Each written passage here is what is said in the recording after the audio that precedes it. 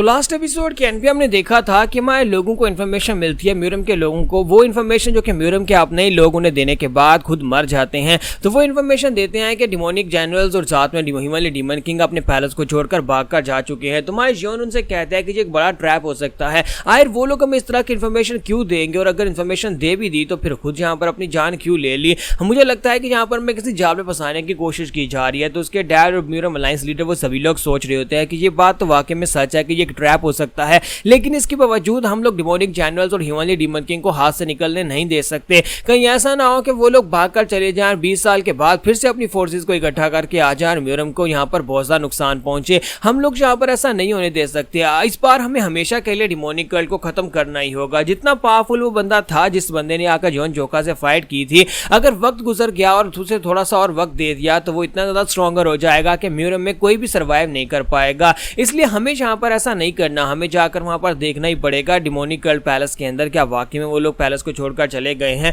और अगर वो चले गए हैं तो हमें उन्हें एक एक करके ढूंढना होगा। जहां पर भी वो होंगे वहां पर से जाकर उन्हें ढूंढना होगा। तो इसी के साथ एक लड़का भागता वहां पर आता और कहता है कि मेरे पास एक न्यूज है, हमें यहाँ पर ब्लैक शैडो काफ से कुछ मेंबर्स दिखाई दिए नॉर्थ की तरफ। तो हम लोग क्या करें, क्या हम लोग उनके ऊपर जाकर अटैक करें? तो वो लोग कहते हैं कि हाँ तुम लोग जाओ, जाकर उनके ऊपर अटैक करो, जबकि हम लोग मेन पैलेस की तरफ जाकर देखेंगे। तो स्वर्ड किंग कहता है कि मुझे लगता है कि फाइनली यहाँ पर डिमोनिक कल्ट के लोग फिर से फाइट करने के लिए तैयार हो चुके हैं। तो माँ जोका कहता है कि चलो फिर ठीक है, हम लोग उनके मेन पैलेस में जाकर देखते हैं क्या वाकई में हिमालय डीमन वहां पर है या नहीं है, क्योंकि मैं यहाँ पर पिछले कुछ दिनों से बिल्कुल बोर हो गया था और अब फाइनली यहाँ पर उसे 10 गुना वापस करने का वक्त है। इस बार राउंड 2 में उस हिमालय डीमन को जरूर हरा दूंगा। तो इसी के साथ ही वो सभी लोग जो होते हैं वो कहता है कि चलो फिर ठीक है, और माँ जोका जो होता है उनसे कहता है कि अपने एलीट सोल्जर्स की एक टीम तैयार करो। तो वो लोग अपने एलीट सोल्जर्स की एक टीम तैयार करते हैं, और उसके बाद जोका उनसे कहता है कि वो लड़का मेरा है, बाकी सभी लोग तुम अपना देख लो कि तुम किसको हराना चाहते हो और किससे फाइट करना चाहते हो। डिमोनिक जनरल्स को तुम लोग संभालोगे,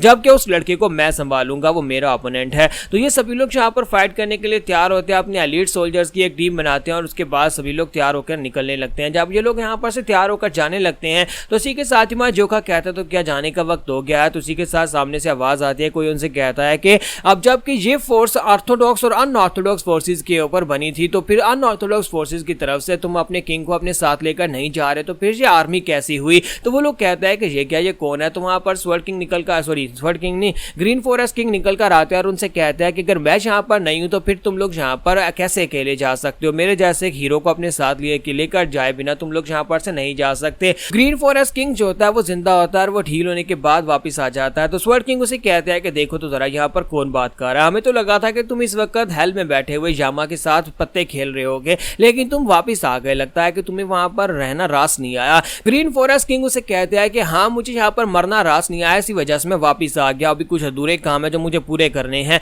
मैं इतनी आसानी से कैसे मर सकता हूँ? मेरी बॉडी पत्थर के साथ बनी है, मैंने यहाँ पर सारी माउंटेन्स के ऑरा को एब्जॉर्ब कर लिया हुआ है, इसी वजह से मैं बहुत ज्यादा स्ट्रॉन्गर इंसान हूँ। तो माँ जोका जोता उसे कहता है कि ठीक है आप हमारे साथ आ सकते हैं, और इसी के साथ यहाँ पर इनकी एलीट मेंबर्स की टीम पूरी हो चुकी है। तो जोका कहता है कि अब जबकि यहाँ पर ग्रीन फॉरेस्ट किंग भी हमारे साथ है तो फिर वक्त आ चुका है डिमोनिक कल्ट को हमेशा के लिए खत्म करने के लिए। आज डिमोनिक कल्ट की हिम्मत कैसे भी जहाँ पर हमारे साथ पंगा लेने की, उसने म्यूरम के साथ पंगा लिया है तो फिर म्यूरम अब हमेशा के लिए उसे खत्म कर देगी। तो ये लोग जहाँ पर से निकल पड़ते हैं डिमोनिक कल्ट के मेन बेस की तरफ। तो वो लोग आगे की तरफ बढ़ते जा रहे होते हैं, रास्ते में यहाँ पर कोई भी सोल्जर दिखाई नहीं देता। तो अलायंस लीडर कहता है कि यहाँ पर रास्ते में तो कोई भी सोल्जर नहीं, और हम लोग यहाँ पर अभी तक किसी जाल में भी नहीं फंसे, इसका मतलब यह है कि ऑब्वियसली कोई बहुत ही बड़ा जाल हो सकता है। तो मैं स्वर्ड सुप्रीम उसे कहते हैं कि हाँ तुमने बिल्कुल ठीक कहा, मुझे लगता है कि यहाँ पर उनके ज्यादातर लोग भागकर जा चुके हैं, लेकिन यहाँ पर पैलेस क्या खाली हो चुका है, या फिर वो पैलेस के अंदर ही बैठे हमारा इंतजार कर रहे हैं। ऐसे लगता है कि जैसे कि यहाँ पर एक मकड़ी ने अपना जाल बुना और हम लोग उस जाल के अंदर पूरी तरह से फंस चुके हों।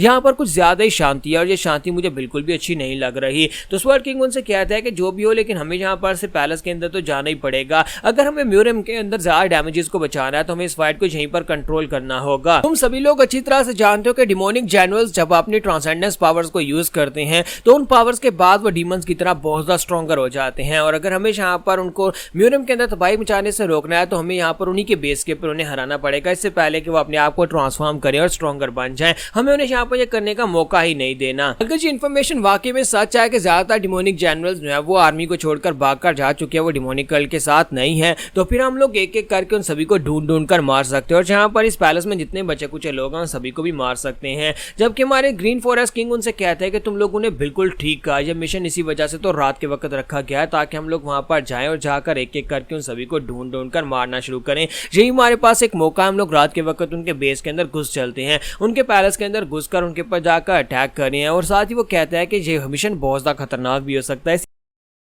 वजह से रियोशी मैं तुम्हें अपने साथ लेकर नहीं आना चाहता था। तो रियोशी उसे कहते हैं कि फादर आप मुझे बिल्कुल भी नहीं रोक सकते, मैं भी इस फाइट का हिस्सा बनने वाली हूँ, मैं भी आपके साथ ही आने वाली हूँ। तो फादर उसे कहता है कि रियोशी तुम्हें मेरी बात की समझ नहीं आ रही, तुम यहाँ पर बहुत बड़े खतरे में हो, तुम्हारी पावर लेवल्स अब इतनी ज्यादा नहीं है कि तुम यहाँ पर फाइट कर सको। मैं यहाँ पर अपने ग्रीन फॉरेस्ट के किसी एक और मेंबर को भी नहीं खोना चाहता, पहले बहुत सारे लोग मर चुके हैं। तो रियोशी उसे कहते हैं कि फादर अब मैं पूरी तरह से हील हो चुकी हूँ, और वैसे भी आपकी बॉडी पूरी तरह से हील नहीं हुई, लेकिन फिर भी आप यहाँ पर फाइट करने के लिए आए ना, तो फिर मैं भी यहाँ पर फाइट करने के लिए आई हूं। तो हमारे लीडर से कहते हैं लेकिन मैं तो यहाँ पर अनऑर्थोडॉक्स फैक्शंस का लीडर हूं, मेरा तो आना यहाँ पर बनता था, मुझे पार्टिसिपेट करना ही था। तो हमारी रोशी भी आगे से चला रही होती है और उसे कहती है लेकिन मेरे पास भी यहाँ पर 9 जिंदगियां तो नहीं है, आपके पास भी 9 जिंदगियां नहीं है, इसलिए मुझे आपका ध्यान रखने के लिए यहाँ पर आना पड़ा। किसी को भी तो आना था कि मैं यहाँ पर आपकी प्रोटेक्शन करूंगी, मैं आपकी ख्याल रखूंगी कि आप यहाँ पर दोबारा से बेवकूफों की तरह किसी बच्चे के साथ जाकर फाइट ना कर दे और उससे मार ना खा ले, क्योंकि डिमोनिक जनरल्स बहुत ज्यादा खतरनाक हैं, आप मुझे बिल्कुल भी नहीं रोक सकते, मुझे यहाँ पर उन डिमोनिक जनरल से बदला लेना है। तो इसी के साथ ही फादर कहते हैं कि लगता है कि तुम मेरी बात बिल्कुल भी नहीं मानने वाली, चलो फिर ठीक है,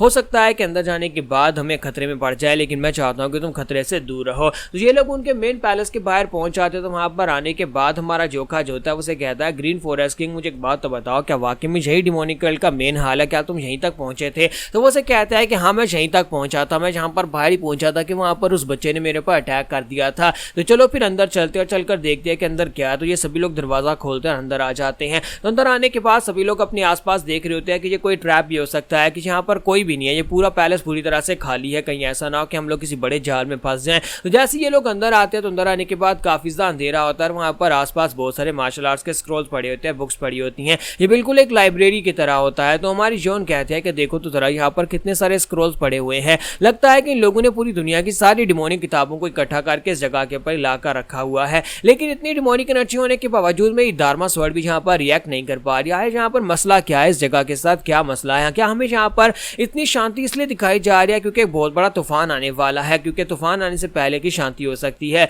ये लोग यहाँ पर कोई ना कोई जाल जरूर फंसा रहे हैं। तो इसी के साथ ही वो लोग थोड़ा सा आगे बढ़ते हैं तो मिसालें अपने आप जलना शुरू हो जाती हैं। जैसे ही वहां पर मिसालें जलती हैं दरवाजा भी अपने आप बंद हो जाता है। तो वो लोग कहते हैं कि ये वाकई में एक जाल था, सभी लोग अपनी तलवारें निकालकर फाइट करने के लिए रेडी हो जाते हैं और कहते हैं हम लोग बड़े जाल में फंस चुके हैं। तो वहां पर सारी की सारी मिसालें अपने आप जल जाती है, जबकि ये सभी लोग फाइट करने के लिए तैयार होते हैं। लेकिन सामने से कोई निकल कर आता है और उनसे कहता है तो तुम सभी लोगों को मैं इस जगह के ऊपर वेलकम कहता हूं, तुम सभी लोगों ने बहुत अच्छा किया जो तुम लोग खुद यहाँ पर चले आए हो। सबसे पहले तो मैं तुम सभी लोगों को कांग्रेचुलेट करना चाहता हूं कि तुम सभी लोगों ने यहाँ पर हमारे डिमोनिक कर्ल को उस लेवल पर पहुंचा दिया है कि जहां पर हमारे पास कुछ ही लोग बचे हैं, यानी कि हम लोग तबाही के एंड तक पहुंच चुके हैं, हम लोग तबाह होने वाले हैं। लेकिन तुम लोग यहाँ पर आए हो और तुम लोग मेरी इस छोटी सी गेम का हिस्सा बनने वाले हो और देखते हैं क्या है यहाँ पर इस आखिरी बैटल में कौन जीतेगा, म्यूरियम जीतेगी या डिमोनिक कर्ल जीतेगा। तो यहाँ पर हमारी एपिसोड 171 का एंड करेंगे और नेक्स्ट एपिसोड में देखेंगे क्या है यहाँ पर ये बंदा कौन है और ये कौन सी गेम की बात कर रहा है।